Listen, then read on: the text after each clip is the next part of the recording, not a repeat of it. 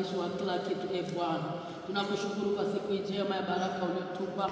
Asante kwa muda wa lisali moja uliotupa kutafakari habari ya maisha ya ndoa zetu. Ninaalika Roho yako Mtakatifu aliye mwalimu wa kweli, ili aseme na maisha yetu, ili aseme na mioyo yetu, aseme na ndoa zetu, aseme na watu wote, ili Mungu ndoa zetu zikae za furaha, amani, baraka, na wewe mwenyewe Bwana ukafurahi kuziona ndoa hizo, na zenyewe Bwana wakapate kuishi maisha ya kukufurahisha wewe, na wao kwa wao wakapate kufurahia na kuwa na utulivu katika ndoa zetu. Katika jina la Yesu Kristo Mungu wetu na Baba yetu wa mbinguni tumeomba, amen. Amen. Haleluya. Amen. Tunamshukuru Mungu ambaye kwa neema yake ametutunza, ametulinda, ametupa uhai, ametuleta nyumbani mwake, na sasa anatukumbusha yale ambayo tunapaswa kuishi, hasa tukiwa katika ndoa alizoanzisha yeye mwenyewe. Bwana Yesu asifiwe. Amen. Mwanzilishi wa ndoa ni Mungu mwenyewe. Mwanzilishi wa ndoa ni Mungu mwenyewe.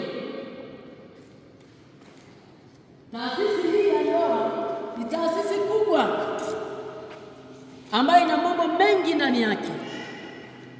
Kila taasisi ina utaratibu, kila taasisi ina magumu, kila taasisi ina mazuri, ina mepesi, ina mazito, lakini pia ina nyakati za furaha na nyakati za maumivu. Taasisi hii kubwa ya ndoa nayo ni vivyo vivyo. Haleluya. Katika kitabu kile cha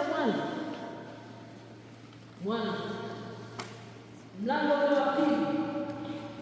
mstari wa 18 hata ule wa 25.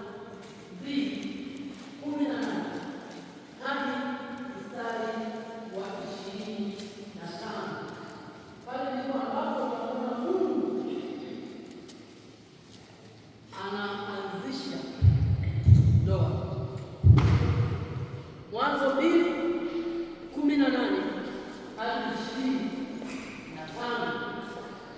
Kwa sababu tunaona anaanzisha ndoa. Tunaposema katika ule mstari wa 18 na kuendelea mpaka 25, Bwana Mungu akasema, kila mtu peke yake atafanya sehemu kufanana. Bwana Mungu akafanya kutoka ardhi kila mnyama wa msituni na kila ndege wa angani, akamletea Adamu ili aone atawaitaje. Kila kiumbe hai jina alikiita Adamu ikawa ndio jina lake. Adamu akawapa majina yao kila mnyama, kila ndege wa angani na kila ndege wa mwituni, lakini hakuonekana wa kumsaidia Adamu aliyefanana naye. Bwana Mungu akamletea Adamu usingizi mzito, naye akalala.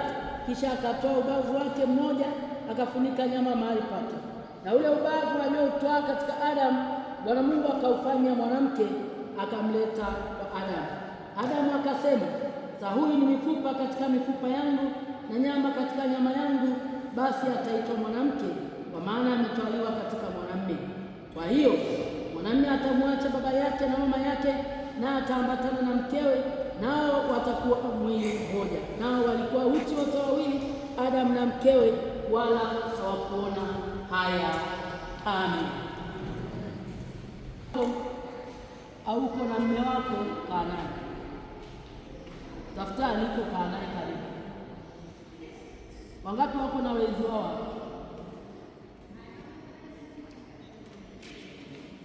Tafuta mwenzi wako aliko.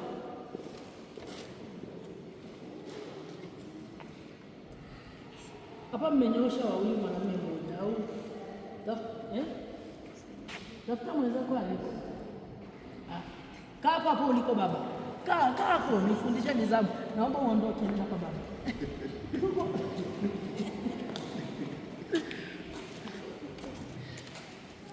Bwana Yesu asifiwe.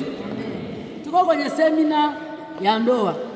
Tunajikumbusha kila mtu na wajibu wake. Si ndio Sasa tuanzie hapa. Nani anapaswa kumfuata mwenzake? Ni mwanamume au ni mwanamke? Ni kama siku hizi imejengeka desturi ya vijana wa kiume kuwapigia magoti wanawake wanaoavisha pete. Nani anayekudanganya?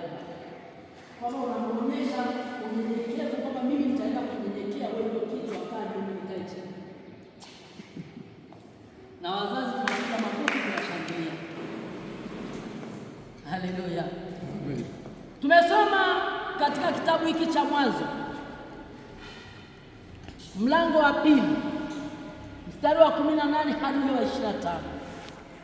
Tunamwona Mungu anasema si vema, sio vizuri, sio sawa mtu huyu kuwa peke yake. Aliona hawezi kujitosheleza, hawezi kujishauri, hawezi kukamilisha uumbaji wa Mungu akiwa peke yake. Sema nitamfanyia wa kufanana naye. Roho Mtakatifu ni msaidizi wetu. Roho Mtakatifu ni msaidizi